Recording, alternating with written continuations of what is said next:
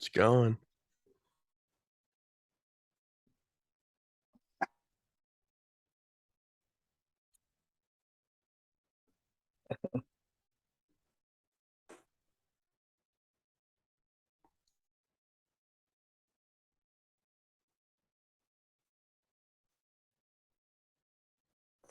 Come on. Sorry, you caught me at a bad time. Welcome back to Certified Beef. The NFL recaps are back. Week 1 is in the books, and me and Brandon are here to break down all the action. It is good to be back. Good to have football back, especially the NFL. College football can only fill the void for so long. That means 1 week or two, I guess. Literally, that's how long it can fill the void because it fucking sucks that much sometimes. I don't get your hate But for college football. It's so good. Not Iowa college football, it's but regular college football. Yes. it's all right. But I mean, yeah, whatever. But I mean, we're just gonna get into it. We're gonna recap as much games as possible. Then we're gonna get back into our segment from last year. This year it is called Book It with Beef. We will be giving our picks for our favorite underdog, over and under bets of the week, and then we'll slowly but surely keep a point total throughout the year, Yeah, you and got a maybe we'll piece of have a paper to write that down on. nope. But I have it. I do have it written down, so I will do it. Yes, I Okay. have it saved, I guess. Yes, it's on my computer. But we'll maybe have a punishment down the line that you, the viewers, will be able to be not involved with, but you'll be You able to can see what's suggest going on. stuff to us. Certifiedbeefpc at You gmail.com. can you can see what we do for a punishment. But yeah, I think we're just gonna get right into it. How do you feel about that, Brandon? First off, you might this could be a little off brand for you, but it's also very unapologetically me. Uh for the first new segment, uh we're starting up something new. I didn't know about It's all this. me. I know, I didn't tell you. Uh Welcome to the first ever Canna Watch.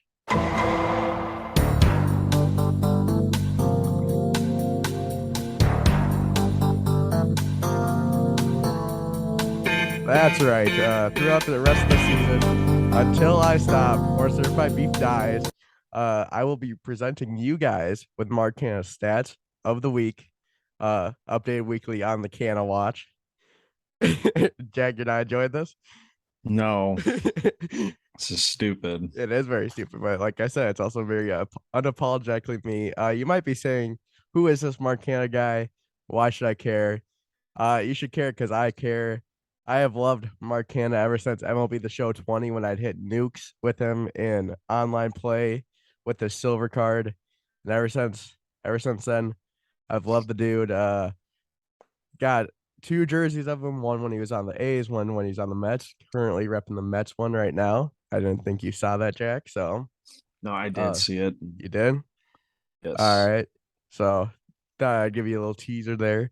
But he is truly one of the great underrated players in the MLB today. You might not agree, but that's what I say. And yeah, well, maybe we'll get him on the podcast sometime, hopefully. But starting with his stats for the 2022 season as of 9/13/22, he's played 120 games. He has 107 hits, 12 home runs, 272 batting average, 62 runs, 56 RBIs, 791 OPS, and a 2.2 WAR. So he is putting up a pretty solid season so far. He could do more in the power category, but otherwise, he's having a good year. All right, we're done with the Cannon watch. Let's move on. Okay, if we're talking MLB, way more important that people actually care about. Aaron Judge, 57 home runs. He's on pace to hit 64, 65 now. Brandon, what you think? You think he's doing it? He probably Break will, the AL but record? I don't know. The home run thing is one of those mythic things that's it's a lot cooler if it stays in the past, but it'll also be very cool if it gets broken right now in my lifetime. But I don't know. I just What hope is it's it? not one of those. What I hope it's not one of those things what that keeps getting broken like every like fifth year or something like that. Because it I seems don't like I don't think so. I don't think so because with like they have like apparently like bad baseballs or dead balls right now. This yeah, year they've had juice balls over the last couple of years and no one's come even close. So I don't really think there's much of a worry about it getting broken anytime soon after this. I could just see it though, where there's like a succession of like every like 5 years, someone new does it. I won't be the most Yeah, but surprised by it. yeah, but that record's held for what, 50, 60 years, and Barry Bonds' record is held for 20 seasons still, so 20 plus maybe or close to it. So you gotta think that those records will probably stay, especially if they don't juice the baseballs back up. Even if though, I still don't think it's gonna get broken ever. I don't think Barry Bonds' record is gonna get broken. Well, yeah, I don't know who currently would break that. Like Aaron Judge is already 30, which is surprising. And Judge could definitely break it if with I juice just don't know how balls. long he's gonna play though. That's the I know he's issue. gonna It's play that for you a gotta be while. hitting a lot of home runs for consecutive seasons. So I'm talking about his home run like in a season, not all time. oh, 72, No one's breaking that record. 73. Probably Yeah, not. Probably not. no, I don't think anyone's gonna break the all-time record either. I No, don't think so. no. That's never gonna get broken either. No one hits that many home runs in a season consistently. So, all right, now let's get back to the main topic at hand. All right. Starting up, we got the first game of the year. Buffalo goes into SoFi to take on the defending Super Bowl champion Los Angeles Rams. And the Bills wiped the floor with them, winning at 31-10. Continues a streak of, or I guess last year was a pretty good Thursday night game to start off, but it's usually not very good. The beginning game, Yeah, yeah. Not really surprised by this. You know, I did pick the Rams to win this game that's sad. just because I thought they were gonna be. I thought they would show up better. I didn't think that their offensive line was going to take that much of a step back, especially when they really didn't lose anyone on their offensive line. Also, I didn't really think the Stafford injury was going to be that big a deal, especially since he had surgery on it. So I didn't really know too much about that, but you gotta give credit to the Bills. Josh Allen really stepped up in this game. Obviously, he's all world, but he really put the team on his back. But that defense also played incredible. He hit 7 sacks without blitzing once is something you don't see every day. Um, and yeah, total team effort by them every which way. They were a little turnover happy, 4 turnovers, but if you turn the ball over 4 times and you still find a way to like blow out a team, that's a sign of a really good team.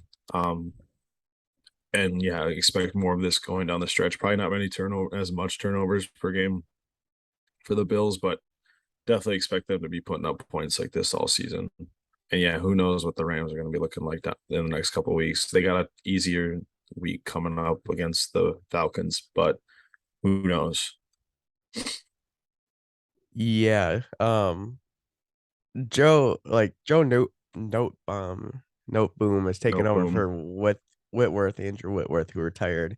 He didn't look awful, but he's also going up against uh a very good defensive line, like you said, like Von Miller is there. You got Gregory Rousseau, just got a bunch of studs along that line. And so it doesn't seem like he's gonna be an absolute problem spot for that Rams offensive line, but definitely work can be done, as always.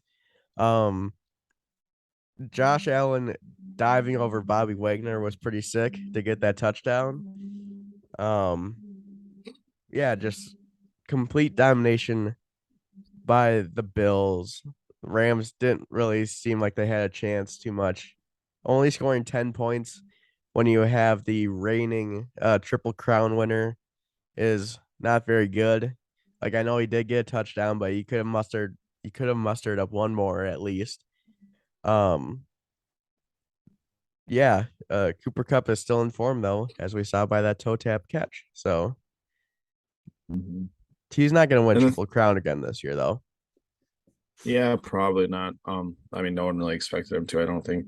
Thing No. is with like Joe No Boom is Andrew Whitworth did miss some games last year, and he stepped in just fine.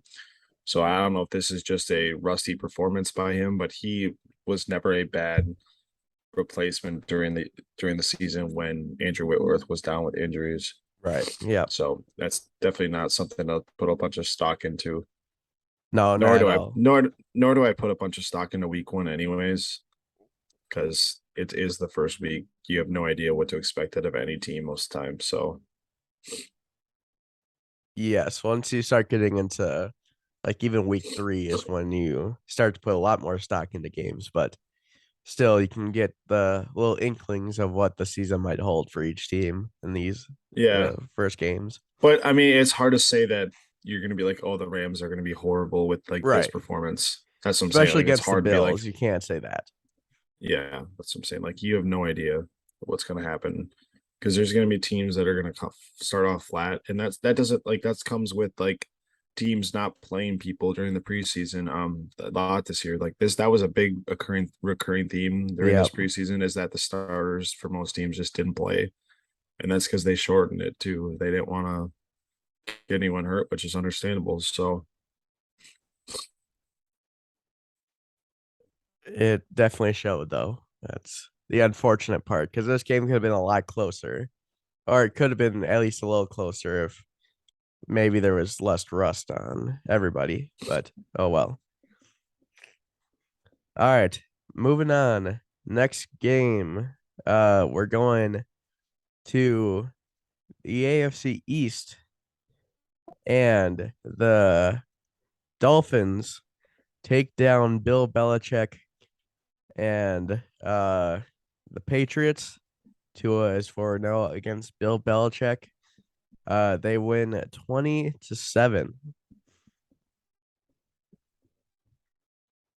yeah, I won't have a great opinion on any of these Neither will games I. just because I was very busy Sunday. Um, I really only caught like the first half of like the first games and then obviously the Vikings game, but it seems like the the loss of Josh McDaniels for this offense for the Patriots is really it might be a big factor because he just had a consistent game plan and it's showed like that he was able to bring a quarterback who wasn't great last year. Mac Jones played fine, but he wasn't great by any means. But he still took them to the playoffs, and that does say something about him as a coach. Um, I mean, they didn't give up that many points. 20 points. You give up 20 points in a game, you'd expect your team to have a chance to win. But also, the Dolphins' defense is a lot better than people do give them credit. Uh, Tua still looks a little shaky, accuracy wise, decision making. Like, I don't know, but Dolphins did play a better game overall from the Patriots, and yeah, it seems like it seems like they had. Seems like Mike McDaniel had a better scheme going in to this game to better have a better chance at winning.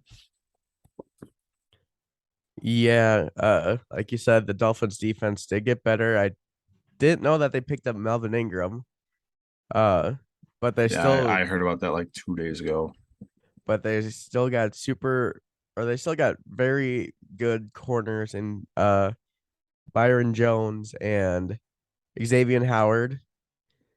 The it the Dolphins might be a pretty complete team. It's just how Tua plays.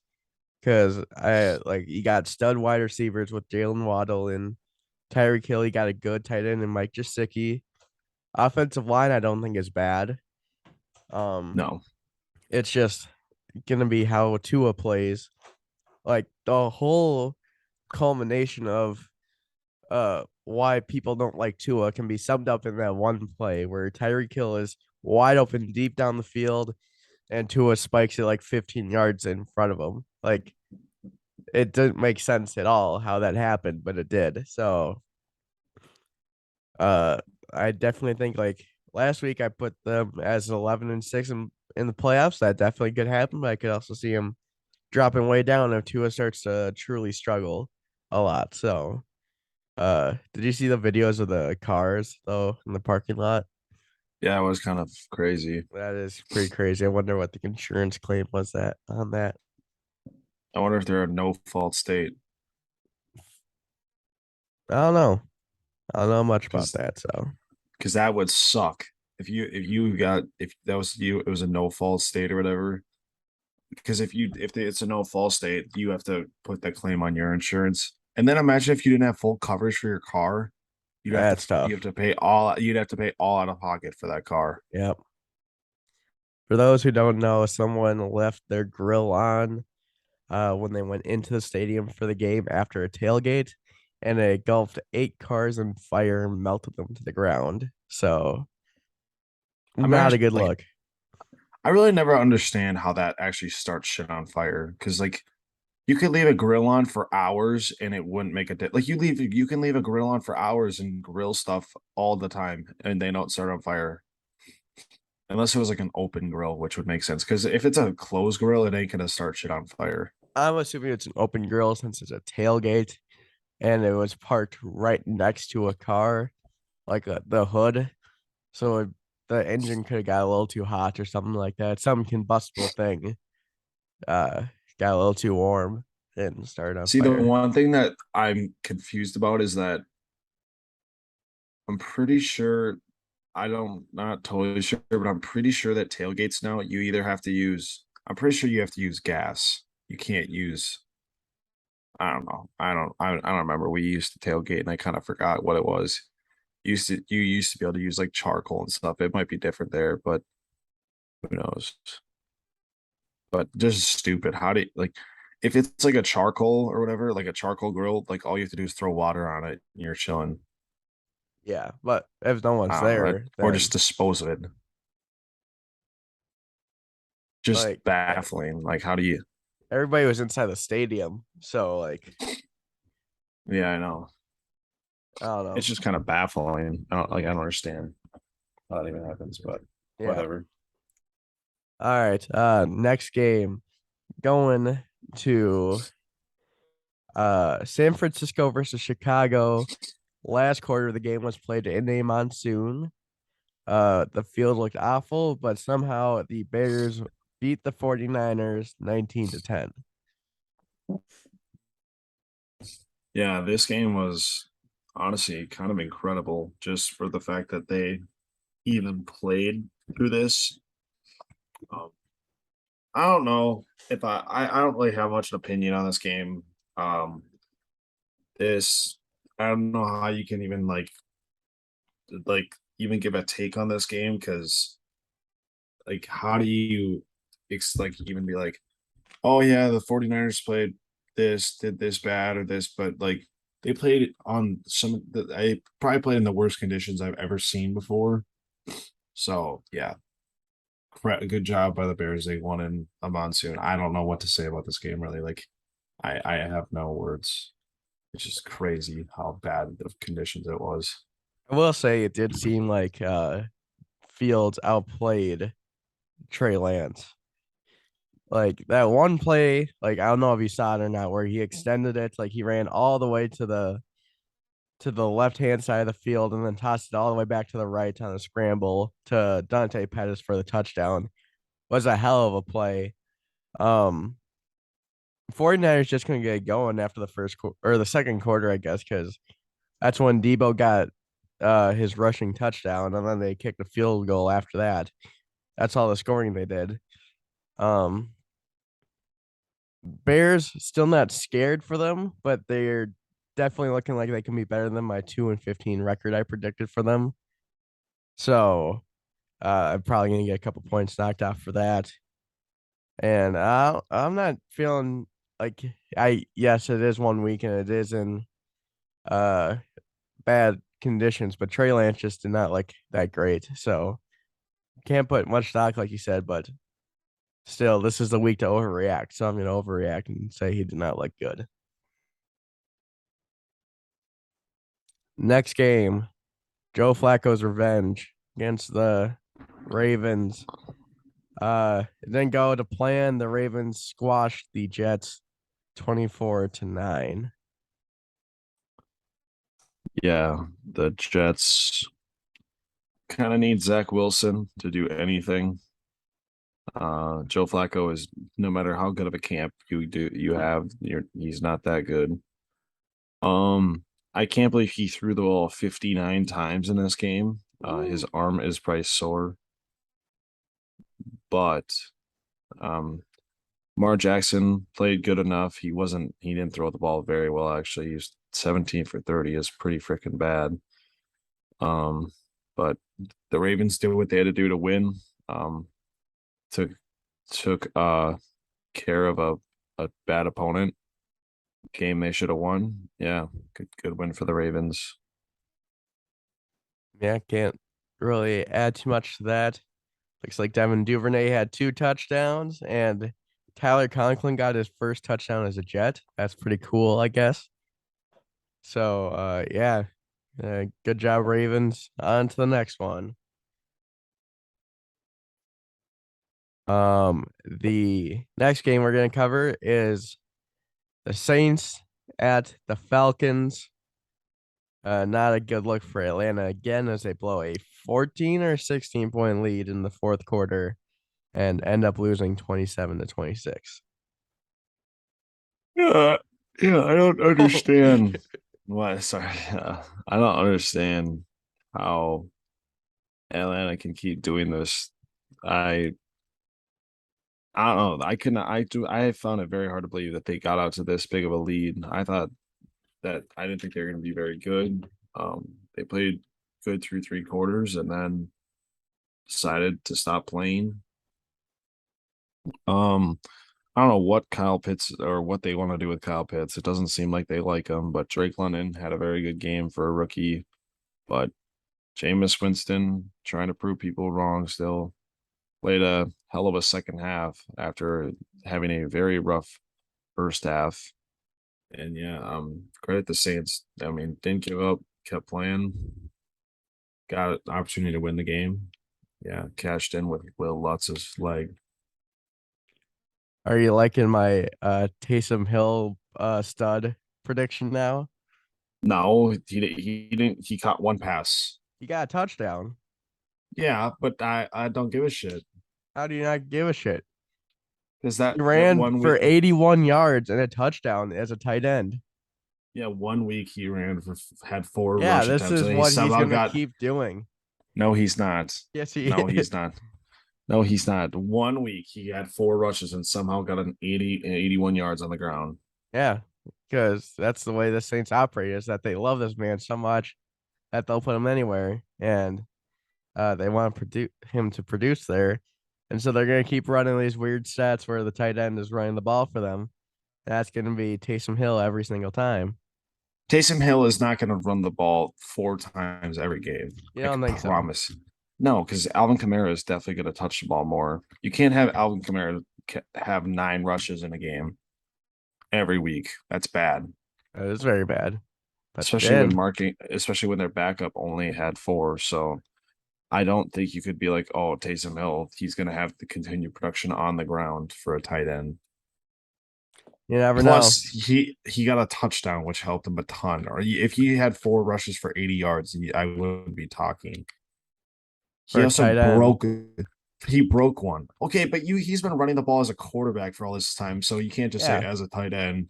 but this is if you go into fantasy, this is gonna be a lot. It's gonna be better because they'll probably have him throw the ball at some point. Honestly, Yeah, he might, but I'm just saying it's not he can't be consistent like this every week.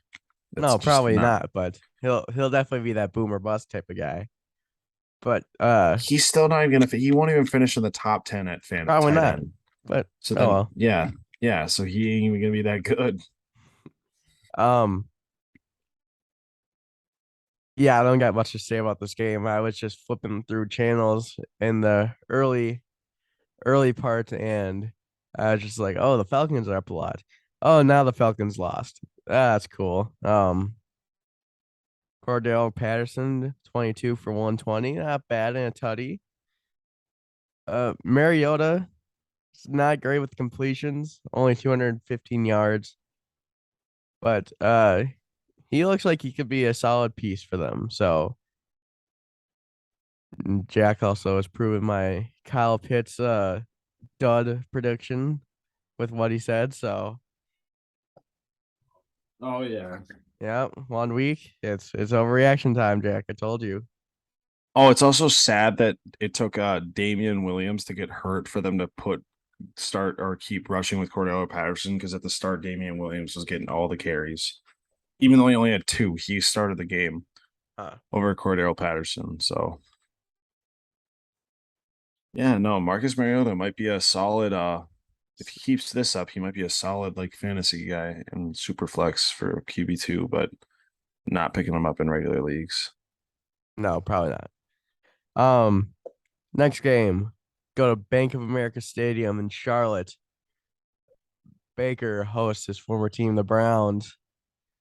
Uh, the Browns, led by Jacoby Brissett, take down the Panthers 29 or 26-24.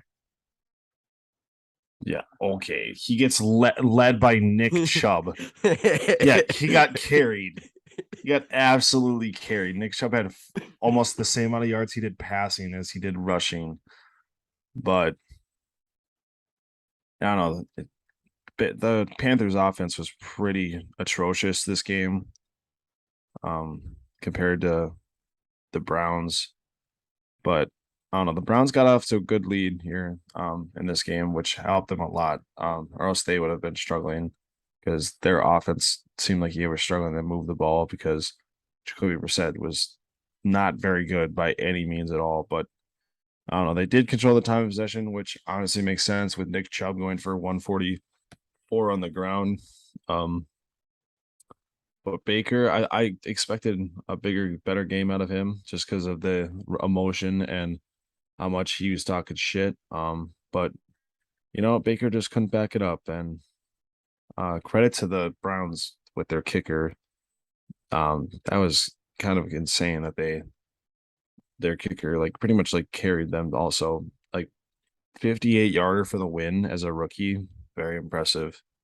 Nice little draw on that kick too. Was there? Yeah, I don't know, but yeah, honestly, pretty good game though for two. I would say that are not very great up teams. Um, yeah, I don't know, pretty good game. Browns definitely snuck this one out, Yep. snuck out with a win. But I don't know, when you control the time of possession by that much and run the ball, it's kind of hard to not win a game, especially when you don't have a turnover either. Yeah, good game by the Browns. It looks like Mark Cooper's Browns debut did not go to plan as Oh, he's gonna be so shit. he got 6 targets, 3 catches, and 17 yards. Yikes. Um, DPJ got 11 targets yeah, but still only 6 receptions for 60 yards, so for that's 60. 12 Yeah, fantasy points is that? for a guy. Yeah, for a guy that is probably a flex play, if anything. So Um, but like you said, Nick Chubb put some work in for my fantasy team this week. Still lost, but put in some good work. Jacoby Brissett, uh, not good numbers, but still managed to get the win. Only took 1 sack, which Baker took 4. So I don't know what that says, but probably nothing. probably not too much. Probably just says that the Browns offensive line might be a little bit better for one game. McCaffrey did not was McCaffrey on a snap count? Don't know. Because he only had 10 attempts for 33 yards and 4 receptions for 24. So not a productive day for Four Christian receptions McCaffrey. isn't bad. I just I feel surprised they like he didn't gets run the more ball though more. usually. I think the problem was they were losing at the start of the game, so to start the game, so they had to like come back or whatever, so that they avoided the ground game. I guess I don't know. Definitely a thing to look at. Hopefully, this Browns team doesn't just or the Panthers don't just evade the run game and just try to have Baker carry them. Right. I also do Don't see not that happening though. right. I also don't understand why Robbie Anderson and Ian Thomas have more yards racked up than DJ Moore. Robbie Anderson went for 5 and 120 or 102 and a touchdown when DJ Moore went 3 for 43. I don't know. DJ It's Moore just is like, clearly the best receiver on their team. I don't think that's debatable. hey, sometimes it's just how the game goes, Brandon. I guess if Denzel Ward was shadowing him the whole time, that makes sense. But Yeah, otherwise, I would like to see more catches out of DJ Moore. I agree. Next game is the Vikings' next opponent, the Philadelphia Eagles, going into uh, Detroit, taking on the Lions and Dan Campbell. Uh, the Eagles squeak by with a 38-35 win. Bro, this is by far the most typical like Lion game ever, where they will be losing by a shit ton going into the fourth quarter, and then they'll try to mount a huge comeback and fall short. But the Eagles, damn, they did what they wanted to the whole game and didn't really let up. Huge debut for AJ Brown, which I was surprised by, but Miles Sanders was good on the ground. Jalen Hurts was good on the ground.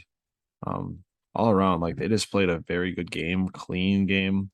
Jalen Hurts he wasn't great as passing as much as you'd Yards like aren't to bad, see him. but Yeah, just not a very high completion, neither with Jared Goff. But I don't know, they didn't turn the ball over the whole game. The Lions did turn the ball over, which could have been a key factor this game because they did only lose by 3 points in this game. I mean, they were down by 17 going into the fourth quarter, but still, that's just the Lions who they are. They're a very pesky team. They're very competitive. They even when they're down, they still put up a fight, and they probably keep doing that throughout the year.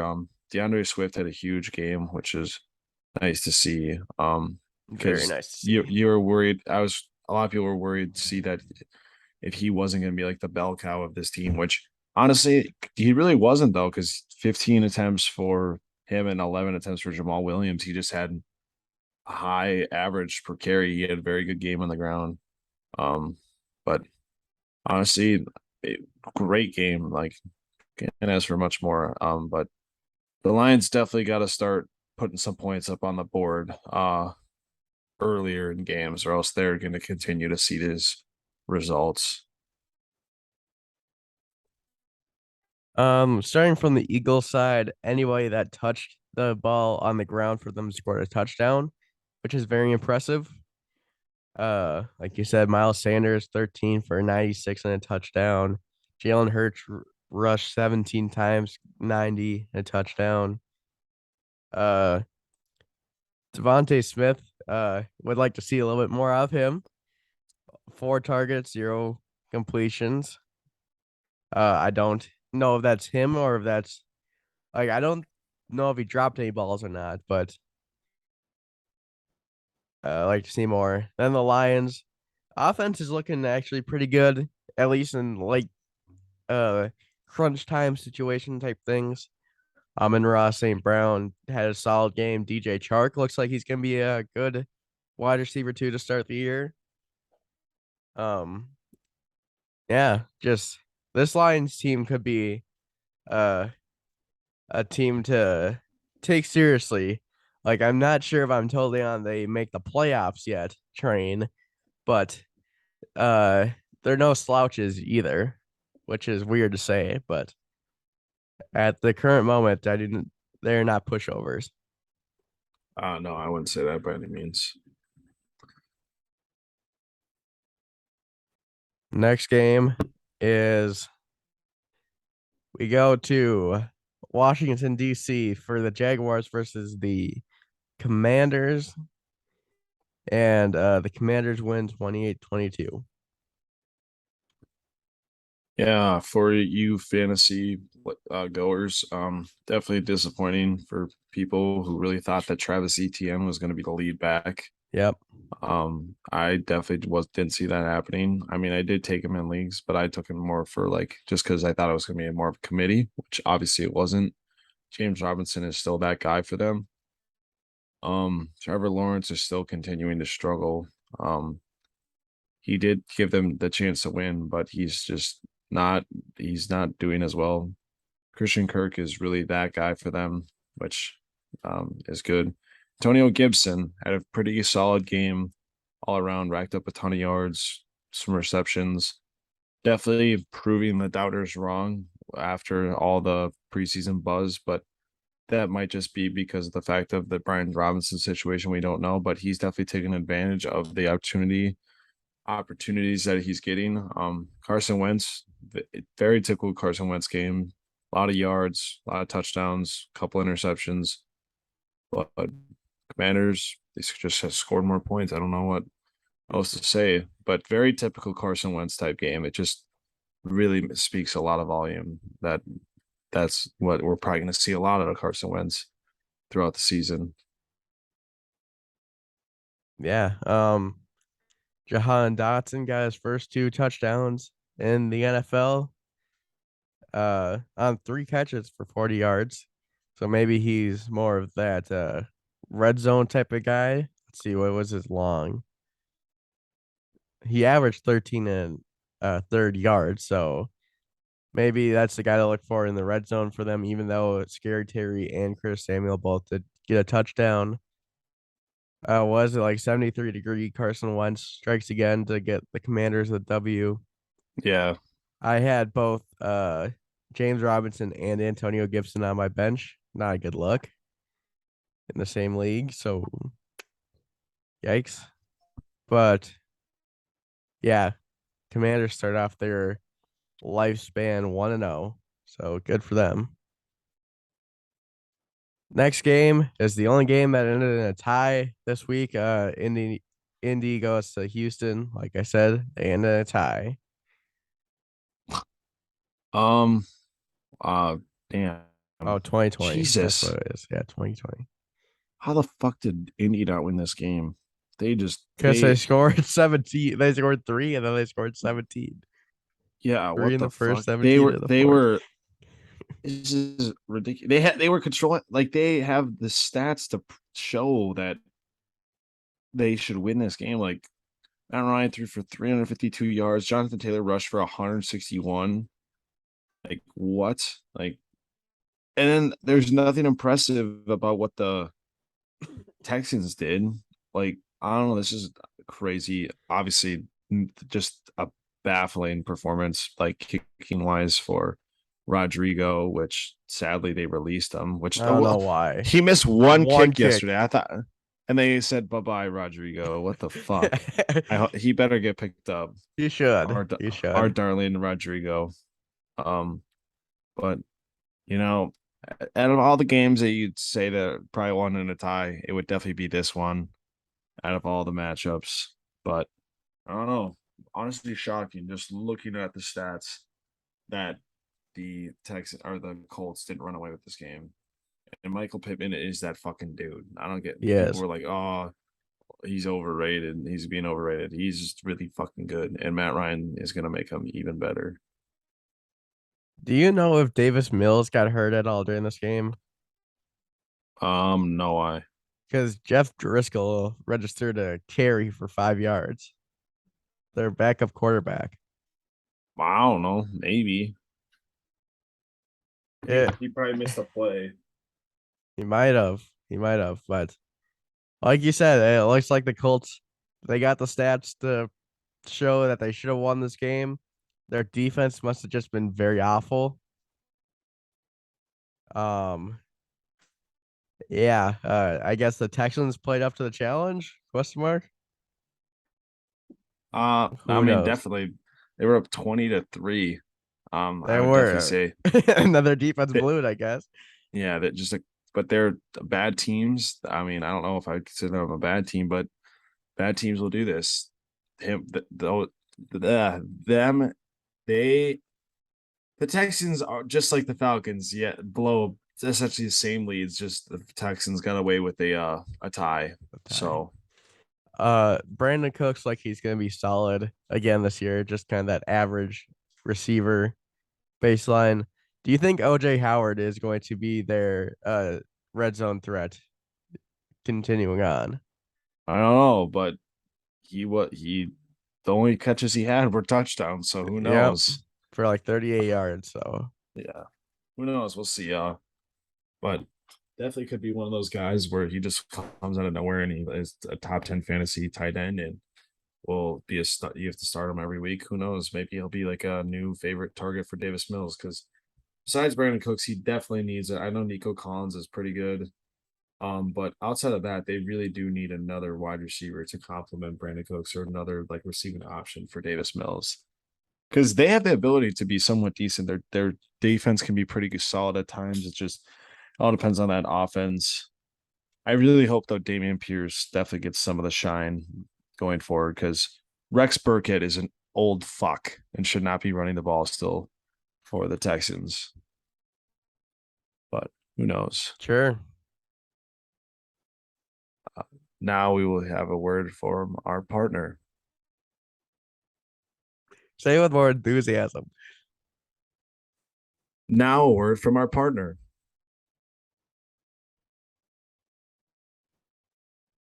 All right. Next game we're getting into is the overtime thriller of a game between Pittsburgh and Cincinnati.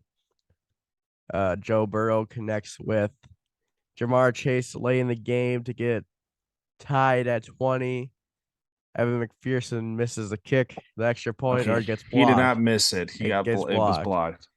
Got blocked to go to overtime, and Pittsburgh pulls it out 23-20 in overtime after an atrocious look for kickers again in overtime. Yeah. Geez.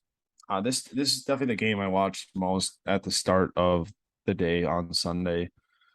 I was just surprised by how bad the Bengals looked offensively just to start this game. I mean, coming off that champion or Super Bowl run, I figured that they wouldn't skip a beat. I mean, Joe Burrow did miss part of the training camp with that appendicitis surgery or whatever. But he's still that guy. He's still Joe Burrow. He's got that confidence in himself. He's got the weapons around him. I know T. Higgins did go down with an injury, but you still expect him to produce. But I mean, you gotta give it up to the Steelers defense, though. They always do play their division opponents very well. Which they did force 5 turnovers to Bengals didn't force a single one, but I definitely think this shows that the Steelers are still not a very good team when you have a team turn over the ball 5 times in a game and you somehow only win this game by 3 and should have probably lost it in regulation if it wasn't for miscue on the special teams when that extra point was blocked. The hurt long snapper. Oh, is that what happened? I think so, because they had like one of their backup tight ends come in to be the long snapper for that extra point attempt. Yeah, but I mean, the free rusher, that's not I didn't really see a that long part. snapper's fault. On the extra point, it was literally he just came. Minka Fitzpatrick was just free to block that. It was like no one even blocked him. But yeah, so Steelers definitely got away with this one. They made just enough plays to win this game, but I definitely don't think they should be. I don't think that people should.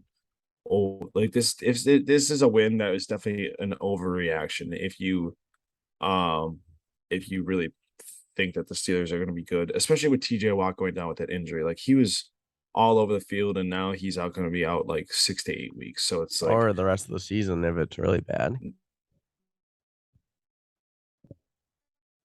no, he said he's already coming back in 6 to 8 weeks. Oh, okay. Like they confirmed that it was like he doesn't need surgery, so he tweeted out the Terminator if I'll be back. Oh, okay. So yeah. I saw the touchdown and I legit turned off the TV because I thought that McPherson would make it easy peasy. Obviously that wasn't the case. It looks like the Steelers are going to try and get some more trickery as Chase Claypool registered 6 rushing attempts, only for 36 yards, but it seemed like they're running a lot of jet sweep type of deals. Like you said, TJ Watt went down, Najee went down. I don't know what his status is. He's going to be playing next week. Is he? Yep. Okay. Um, Pat Fryermuth is looking decent. He's looking pretty good. He had their most receiving yards on the team with 75. Deontay Johnson made that hell of a catch along the sideline. That was Yep. something to watch. But yeah, like the Steelers, they're not a threatening team. Definitely seem like a better team than last year, except for TJ Watt going down. Still not scared of them quite yet, though. Like I think it's more of the Bengals just having a very off week than the Steelers doing something exceptional. Because their defense seems like it got carried by the D line and Minka Fitzpatrick. Like I know Yeah. Cameron Sutton and like all like a lot of the corners had some bad penalties against them. So who Yeah. knows? I mean, if they're better than they were last year, they're competing for the division this year. So I don't know if they're that good. All right. Next game, go Chargers versus the Raiders. Uh, the Chargers win 24-19. Stephen Stephen A's prediction was unfortunately off, but did you Yeah. hear that? Yeah, that was funny. That was awful, but all right. What you got? That was a good one from Steven there. Um, my guy Jay Herbo is that guy. Incredible performance by him. Just making it look easy out there. Very efficient game by him. But honestly, very like wow, holy shit! I didn't realize Derek Carr played that bad.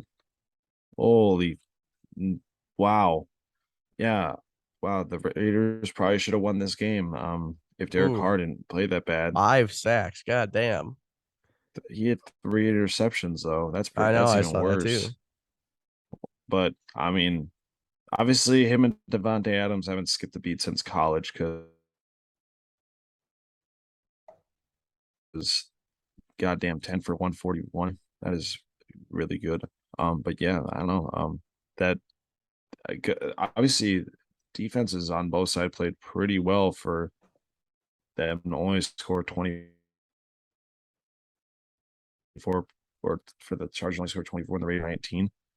Definitely seemed like it would be a more of a high scoring game between these two teams for how high explosive their offense can be.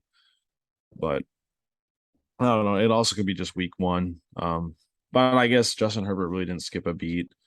But I don't know who the fuck what they were doing offensively though. Like Mike Williams was Yeah, why does nowhere to DeAndre be Carter found. have more receptions and targets than or same amount of targets as Mike Williams? I don't know. I mean, Keenan Allen did go down with that injury, which might not have helped, but still, But Mike then Williams Mike could Williams probably. should be your number one guy. Yeah, I don't know. Sometimes they probably doubled him or something. Maybe I don't know. But I mean, the thing is, there's really no like corner that's scary for um on the I would say Raiders. But David Arnett, but he's not on the team anymore. yeah, yeah, I don't know. It's a weird game. Definitely not what I expected out of this game, but I don't know. Still look pretty good. Hopefully, Keenan Allen is back this week, but it doesn't look like he's going to be. Yeah, I don't got too much more to add. Chargers are one step closer to winning the division. Cool. Uh, Austin Eckler, 14 yards on or 14 attempts and 36 yards rushing. That's not too much. It seems like he kind of had a down game, honestly. Only had 70, 72 yards total. Like I feel like he's a guy that gets 100 plus like combined yards every week. So something was, I guess, just off with him.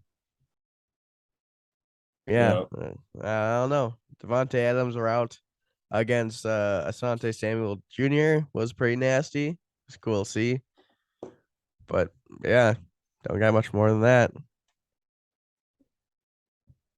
The next game we will cover is a shocker for sure. The Giants beat the Titans 21-20 in Nashville. Yeah. Very surprised by this outcome just because the Giants didn't score a single point in the second half.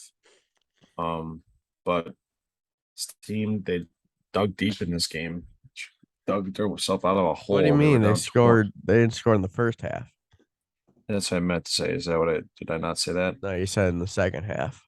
Oh, well, obviously you could tell that Brian Dable does not trust Daniel Jones when they only rush for 20, or he only throws 21 passes, and he had only four incompletions, but one of them was still an interception.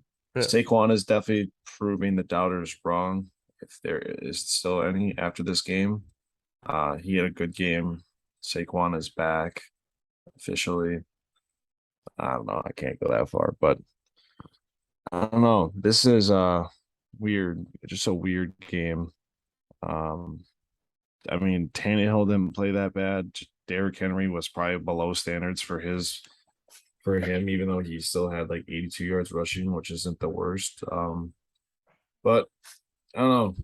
Just a weird game.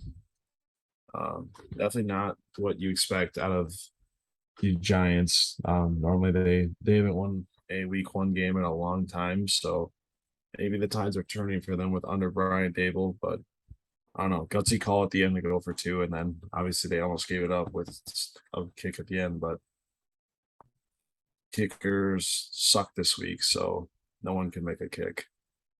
Yep. We will be calling them Big Balls Brian from this point on, Jack. Big balls, Brian. Yep. That 2 point conversion call itself was gutsy. Like the actual play call. That option did not look like it was going anywhere until Saquon made something out of it. But yeah, 18 attempts and 164 yards and a touchdown. That's a very, very good game for Saquon. Uh, Receivers weren't too shabby. I mean, Sterling Shepard had 2 receptions for 71 yards and a touchdown, so he's definitely that big play guy. Kenny Galladay got targeted, so let's go, Kenny. 2 receptions, 2 targets for 22 yards. Um, but the Titans definitely played down to the Giants, and it showed. This should have been an easily winnable game for the Titans with their above average defense and their solid offense. Did Traylon Burks do anything? Yeah, a couple catches. Couple, nothing notable though. Yeah. No, not really. 3 for 55 isn't bad. No, but it's yeah. I don't know. He had a few. But maybe the Titans are starting to slow down. Who knows? It's week one. Doesn't matter too much. All right. Next one is an absolute blowout in the desert. Kansas City stomps the Cardinals 44-21. Yeah. Damn. I don't know what to say. I obviously wasn't very high on this team going into the season, but Cardinals do have a lot of new pieces going in. Hollywood Brown, DeAndre's out, James Conner is still their lead back. But I don't know. The Cardinals just looked like they didn't even show up. Which obviously they didn't. They got absolutely blown out. Obviously, the Chiefs took all this buzz about Tyreek Hill leaving personal because they just absolutely came out firing and didn't look back. Absolutely one bit. But very interesting note though. Isaiah Pacheco led the team in carries That's this game. surprising. Yeah, it seems like they already are giving up on Clyde. So look for Isaiah Pacheco down the stretch to probably eventually just be that lead back. They really liked him in camp. I know that for a fact, but I don't know. Kyler Murray just wow, he just struggled and they were down so early that they didn't even run the ball anymore. Like James Conner 10 for 26. That offensive line is rough. Marquise Brown didn't really do anything. Zach Ertz didn't really do anything. AJ Why did Green Trace McSorley throw 4 passes? I put him in at the end of the game when they were down by so much. I guess. They were down what 44-15 at one point, And I mean, they scored with 5 minutes left, and they probably were like, "Oh, this game's over, so let's put in Trace McSorley."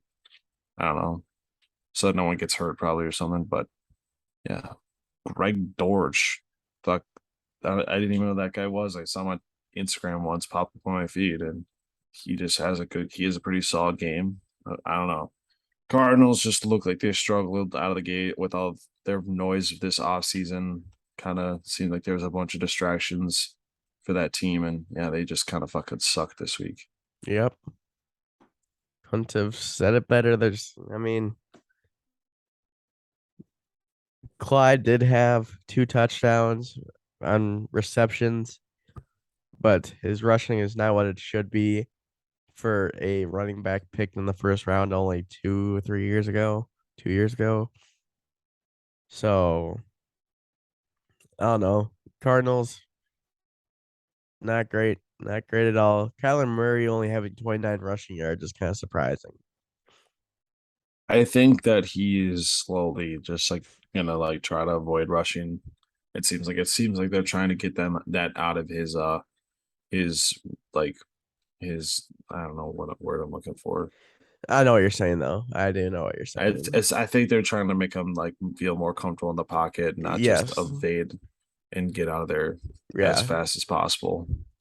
Which makes sense because you don't want him injured, obviously, and stuff like that. So, um, but that might be their key to success, though, is because he's that shifty, uh, running quarterback that can get you those tough yards. So, I wonder if they'll put winning above his health at any point throughout the season.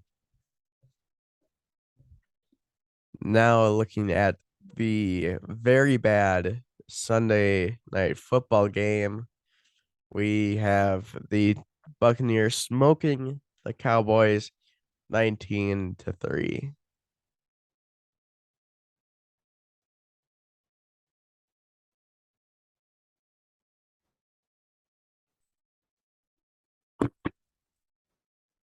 Yeah, this game was fucking horrible. Um, not You much should to have say. said Bucking.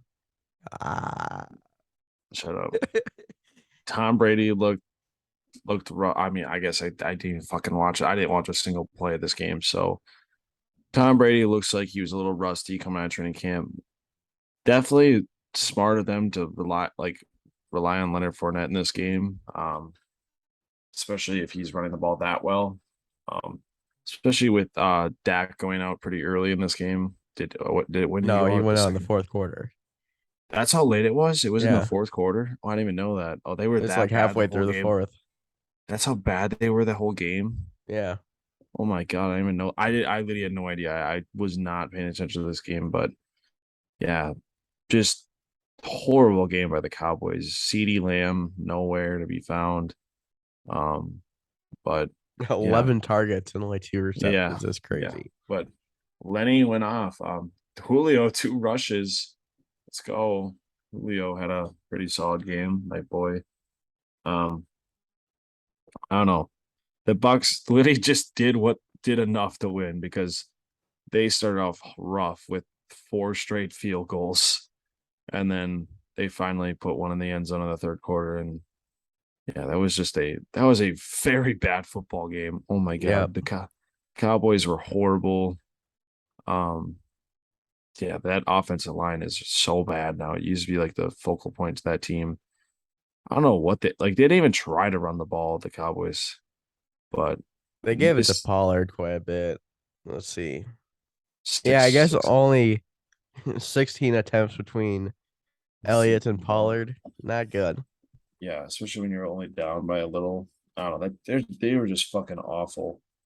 But all those people fantasy wise drafting CD Lamb in the first round, I'm not gonna be like I say I told you so because I never really liked them at all this year, and now I really don't like him because he doesn't have Dak. Um, but yeah, no, this game was just what a horrible game for the Sunday night game. Like I would have rather. Would you have rather this been the Thursday game than the Sunday night game? Like, would you rather replace this one with the Bills game, or would you rather have the Bills game be the first game of the year? Nah, I'd rather keep it the way it is. Fair. That's I mean fair. Yeah. Yeah, Tom Brady only threw 27. I guess not only. Tom Brady threw 27 passes, 212. I mean, he had a pick. I don't really remember what happened on that play. Um, Leonard Fournette looking very, very good. Didn't get in the end zone, but uh, they only scored one touchdown between the two teams, so nothing to be sad about there. Julio Jones, very good. Buccaneers debut. Looks like they're going to be targeting him quite a bit. Godwin went down again. That man can just not stay healthy. Don't know why. Just let him fully rest, man. Can't be that hard. Yeah, I mean, he was pretty much healthy going in the game. They were giving him the ball right away. They were. Like That I'm doesn't pretty mean you're sure they throw a wide. 100% though. I think they throw a wide receiver screen to him. I think you're right, but Like, I mean, you don't throw that to a guy who's not healthy because he's got a quick cut. I don't know. He'll definitely come back healthier though. They aren't gonna fuck up this with a hamstring wise, especially when they have such great depth at wide receiver now with Russell Gage and Julio. yeah. They really don't need to rush him back. Mike Evans is still solidifying himself as the best or at least a top 3 red zone end zone threat. He is probably the best wide receiver in terms of just purely getting the ball into the end zone from like the 5 or whatever. But Yeah, yeah, uh Cowboys they suck. I don't know why uh I've never heard of Noah Brown before in my life and he had the most receiving yards for the Cowboys. So there's that. Yeah, CD only had 29 yards. Just not a good look overall for the Cowboys. That's all right. We're fine with that. So yeah. I don't think anyone's complaining. no Monday Um, Oh, we no, got something else? I don't know what I was doing. Go ahead. Okay. Monday night game. Got now we got Russell Wilson's revenge game against the Seahawks against Geno Smith. And Geno wins this one 17-16 in an absolute thriller. Yeah, this I really enjoyed this game. Is that sarcasm or not? No, I actually enjoyed watching this game. It was kind of entertaining. You can tell that the Broncos they were just not clicking offensively compared to the Seahawks with Geno marching on the field and scoring right away. But this game was definitely won by the defense of Seattle. Without those two turnovers at the end, the goal line, they would have not won this game by any means, especially when you don't score a single point in the second half. Um, yeah, just extremely disappointing game by Denver. Um, don't understand why Nathaniel Hackett made that decision at the end of the game. I mean, I understand you have a very good kicker in Brandon McManus. Don't have a problem with that. It's the fact that you're paying a guy as much money as you are with Russell Wilson to be your guy. 4th and 5, you're at midfield, and you expect them to pick that up. You still have 3 timeouts. That's the one big problem I had. You have 3 timeouts with 4th and 5. You got to try to get some yards and then kick the field goal. So And the I don't fact know. that you let 30 seconds wind off the clock before calling your timeout was very stupid. Yeah, it was just a bad end of game scenario for by Nathaniel Hackett and even Russell Wilson. I feel like he, as a veteran quarterback, definitely could have asserted himself there throughout. But I mean, Gino played good enough to win this game, but it was just for me, it was just Seattle's defense. They played a hell of a game.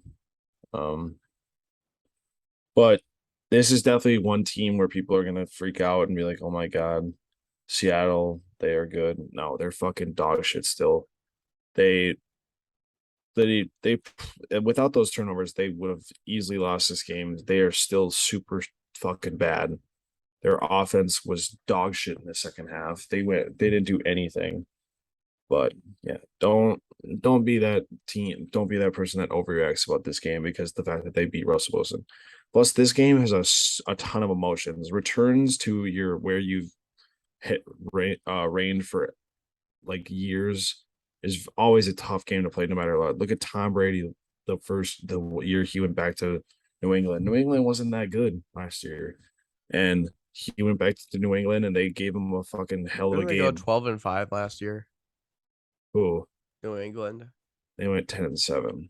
Oh, I mean, they were good, but I'm not. They weren't that great at the start of the season, is what I'm saying. Like, they definitely turned it up at the end, but like that, it wasn't the greatest team. But they still gave Tom Brady fucking hell.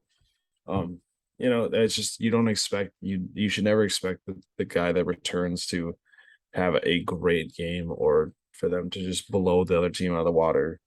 But I definitely really fucking hate Seattle fans now, though. The fact that they were booing yeah. that's fucking shitty. This guy without Russell Wilson, that franchise would be a fucking nobody in the league. Without Russell Wilson, this team would be nothing. So really shitty. Just continues to further my hatred for the Seattle in general, for Seattle Seahawks franchise. I just fucking hate them, and I will continue to after how pathetic they were yesterday. Just absolutely pathetic out of those fans. I fucking hate them. Um, yeah, the defense for the Seahawks was definitely the superstar. That I definitely that one fumble was more on Javante Williams than it was on the defense. I don't know how like that was just an awful play from the get-go. Um, the Denver defense was off. I would say that was more of the issue than the Denver offense. Because Russell I Wilson don't still know. had 340 yards and a touchdown. Like the ground game Yeah, wasn't but awful, but but once they got to the red zone, they were just like, oh they yeah, didn't know what to do. They they're like they would move the ball just fine, but they didn't know what to do after that. yeah, for the first 80 yards, they were perfectly fine. But once they got to the red zone, it was awful.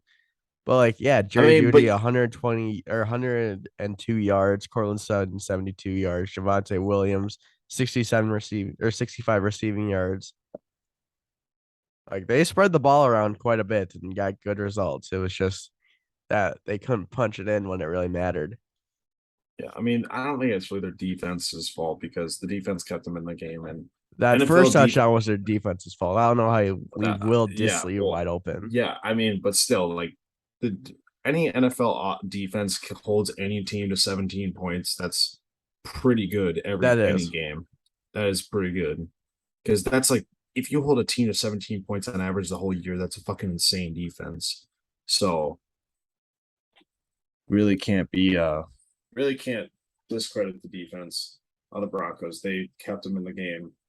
Seattle because they kept them in the game after both those fumbles inside the five. So And then just that Gino did just enough to make him win. Like he only had like 195 yards, but that was all they needed to secure the dub. So but he definitely the definitely the best quote ever. One of the best quotes I've ever yeah, seen.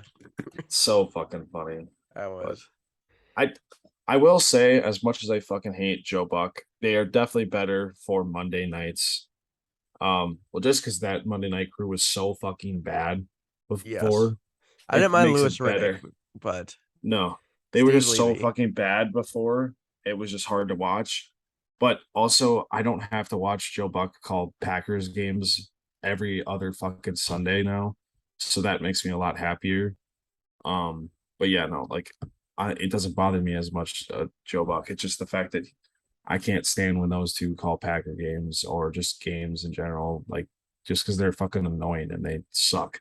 But not as bad. It definitely makes Monday night better because I definitely think that Monday night was the fucking laughing stock of the primetime games. Even Thursday night I thought was better with because the announcers were good. But because I wasn't it like don't they have like Joe Buck and Troy Aikman doing it, or like the Thursday night guy or the Sunday night guys? So Yeah, I um, think it was Tarico, and I don't yeah, know who it is for Prime now. it's Al Michaels and Kirk Herbstreit. Oh, that's right. That's right.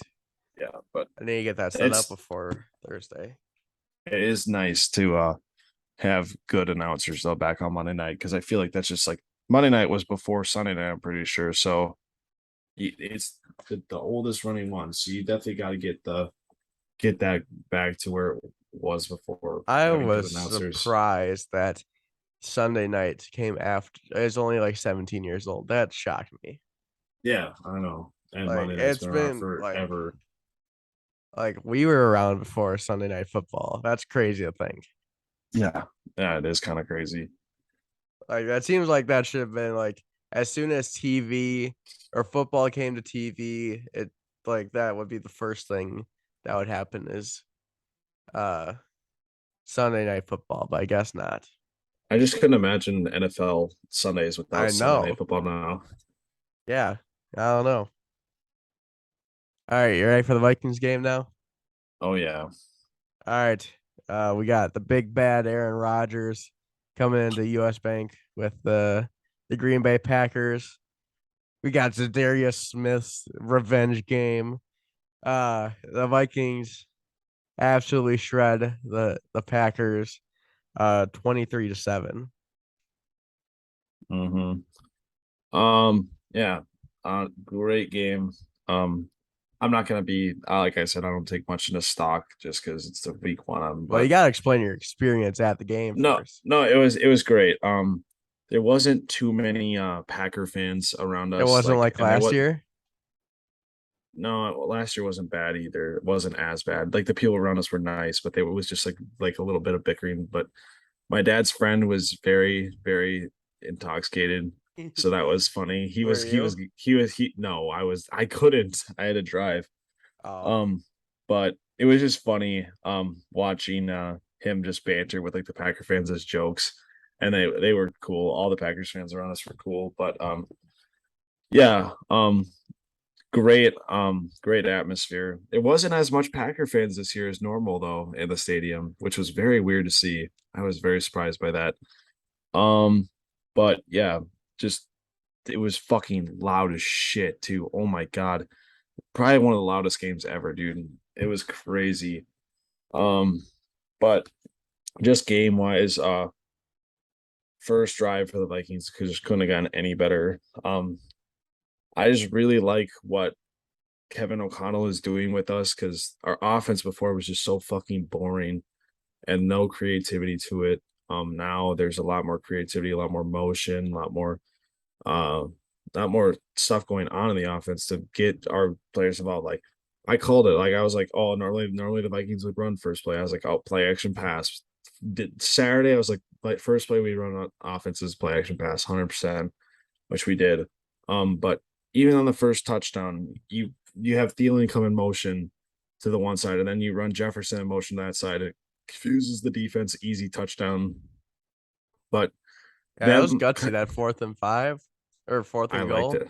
I liked Oh, it. I liked it too, but it was gutsy. Zimmer would have kicked it, so but I mean, I guess he did kick the next one, but that's because we were up already. I think he would have. I think the fans would have been pissed if he wouldn't have gone for it right away. But no, yeah, just I like what he's doing with the offense. The running game is even better. Looked a lot better. Dalvin had some pretty good runs. Yeah, no, the whole offense just looks like it has more fluidity to it. The other one was just I feel like we just kept running the same plays, same runs. I feel like there's a lot more creativity. But then the Packers, that first drive they had, oh my god, there's this kid, little Packers fan. He had a Christian Watson jersey, he dropped it. I felt so bad for him because he was like Yeah, so how do you sad. feel that your man NDSU has no hands?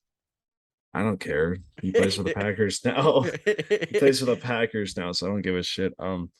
But yeah, our defense played absolutely phenomenal. I'm like obviously, I think this game would have been a lot different if they even had Al Lazard, Oh but yeah. or if they had what like if they would have had wide receivers, I think this game probably could have been different because there was times where Rodgers had plenty of time in the pocket to deliver throws, and there was just no one open downfield. I mean, the defense was locking up everyone though. Cam Dantzler was playing good. I don't think he really got exposed at any points in the game. Patrick Peterson was good, veteran presence. But yeah, you could just the energy there was they when they introduced the defensive starters, they brought Everson or not Everson, Zadarius and Daniil out together. That was pretty sick.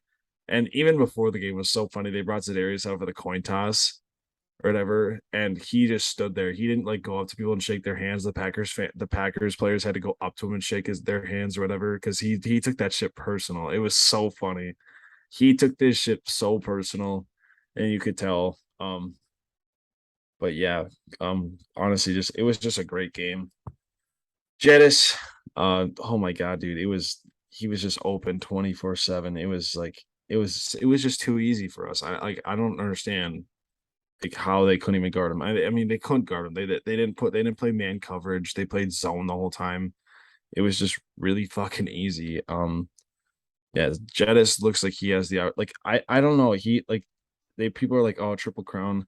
I think he'll lead the league in receiving yards and touchdowns probably, but I think there's a chance he won't lead us in the league in receptions is the only problem because he's more of a down the field guy more than just like shorter passes like Cooper Cup is all the time. But I don't know. Couldn't really ask for a better opener, honestly. Uh yeah, just beating the Packers and Kirk Cousins looked good. You can tell he's got a chip on his shoulder too. He's not fucking all fired up after shit anymore. He just like they scored the touchdown. He just went up to Jettis, tapped him on the head, and just ran back to the bench. Definitely more of a level-headed Kirk Cousins this year. But yeah, excited for this team. Still week one, so I don't know what to expect. Like next week, I'm still like, it's gonna be a good game next week. I don't know what to expect. I hope that we obviously come out with the victory, but I'm not gonna say like, oh, look at us, we played great. This Packers team is flawed in my opinion, so I don't know if you could really like give. I don't think people really. I don't really think the Packers were that good. Like I think we should have easily won this game, especially with their tackles being out. So I don't know. I like this is honestly what I expected out of this game. I didn't really expect it to be that close because with no receivers, no tackles, their defense is not that good as people are saying it was. I mean, they did stop us quite a bit, but we still moved the ball. We still had a ton of yards on offense. So yeah, I don't know. Didn't I? It's kind of what I expected out of this game. I wasn't expecting it to be this much of a blowout, but uh, like you said, there were points during like the middle parts of the game where I was getting a little bit nervous because it seemed like we were getting stopped, like after a first down or two, like, and then it would be a punt or something like that. But otherwise, we played a solid game. It probably would have been a lot different game, honestly, if Christian Watson does catch that touchdown pass because that's an easy touchdown. That's 100% touchdown. I think we can all agree on that. Um, so Yeah. I like their ground game didn't uh like our defense just looked very solid. We got 4 sacks on Rodgers. That's pretty impressive. I like you said, their tackles are out, Bakhtiari and Elton Jenkins, but still, four sacks is hard to get in an NFL game. Um, Aaron Jones just did not look that great. AJ Dillon did have less yards, but not by much. He had more carries. So it definitely looks like the dynamic is going to be shifting in Green Bay this season where AJ Dillon is the lead back. And then what shoot, Aaron Jones is like the third down type of dude. Even though AJ Dillon did lead the team in receptions and yards. So that's probably concerning for Packers fans right there. But Well, yeah, yeah. you could see it in Aaron Rodgers. Like as soon as Watson like dropped that ball, he just like stopped targeting his receivers right away. Oh yeah, He had for no sure. confidence in them. But hopefully Rodgers sips on some ayahuasca throughout the next week because he's gonna need it because they are fucking horrible. So Their I don't know. season could turn around, but not a good start. Not a good start by any No. means. I don't know. It like obviously it could, but like that they were. You probably thought they were going to struggle to start, but not this bad. Like were bad last year, but they also had the pieces on offense to be good. This year, it's a lot different for them, and I really think that there's a chance that they could fucking struggle a ton this year. Like like this is the one team where I actually like am gonna like not over like I will overreact and be like, this team is gonna struggle a shit ton. Like we like obviously we could honestly get to the point where Rogers has to go on fucking the radio and say relax because Hmm. I think they're gonna be that fucking bad. I think they're gonna be like a mid ass team throughout the first.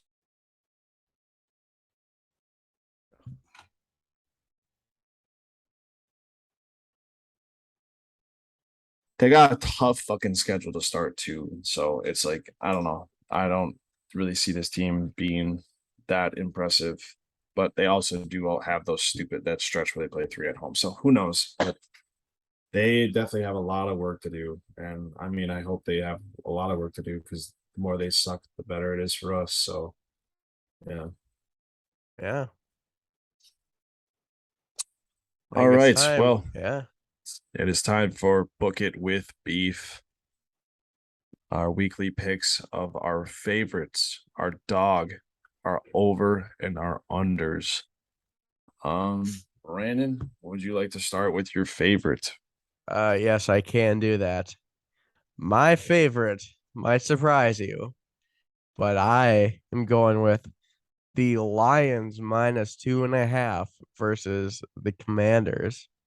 They are at home and they played the favorite in the NFC East very well this past weekend. I think uh the Commanders kind of had a fluky win, not maybe fluky, but the Jaguars are nothing near what the Eagles are. I think at home, Dan Campbell takes that team to a victory by more than 2.5 points. I think they win by at least a field goal. I'll match you. I don't Oh, really have you're going much to with it say. too? Yeah, I like them. I think they'll probably easily cover that. Yeah. So yeah, I like the Lions a lot this next week. All right, Brandon, your dog.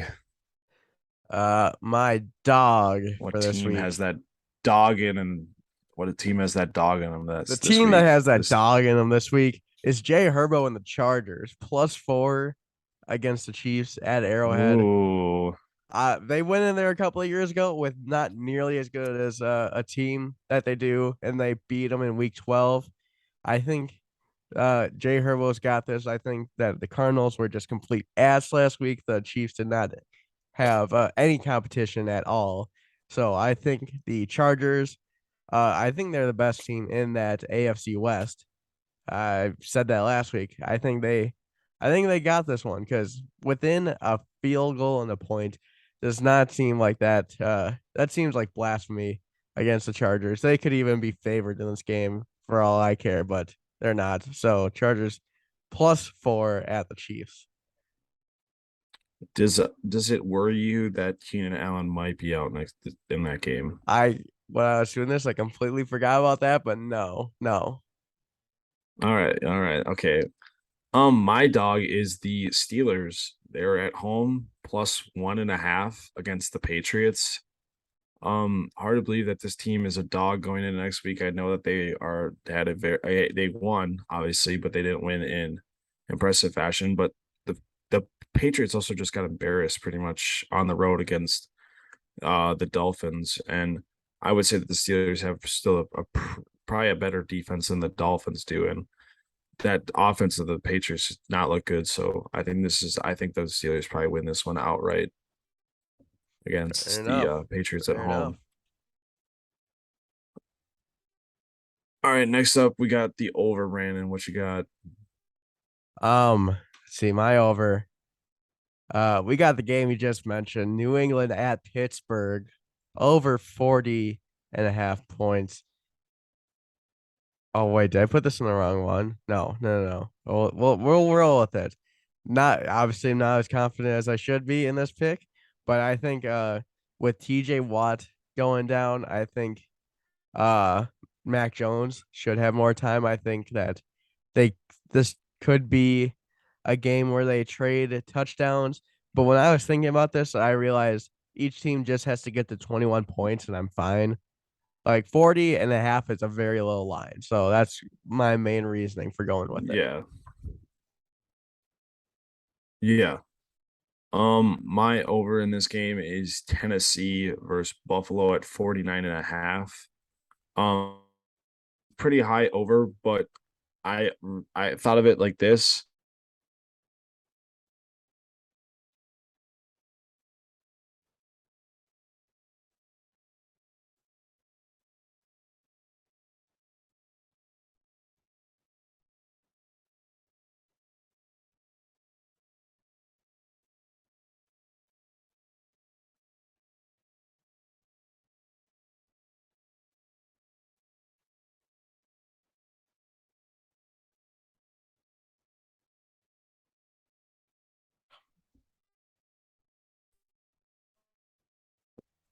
All right, my over is Tennessee at Buffalo, 49.5. Um, I thought about it as all the Bills really got to do is put up like 35 points, which I definitely think they can do. And then I think the Tennessee just has scored like 17 points, and I think that's possible. So I don't necessarily think this game is going to be a shootout like they may think it is. I just think that the Buffalo Bills are going to score that many points, and the Tennessee is going to play catch up and probably score a garbage touchdown. Um,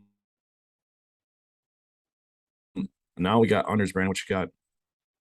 My under for this week is Indianapolis at Jacksonville. The line is 47 even.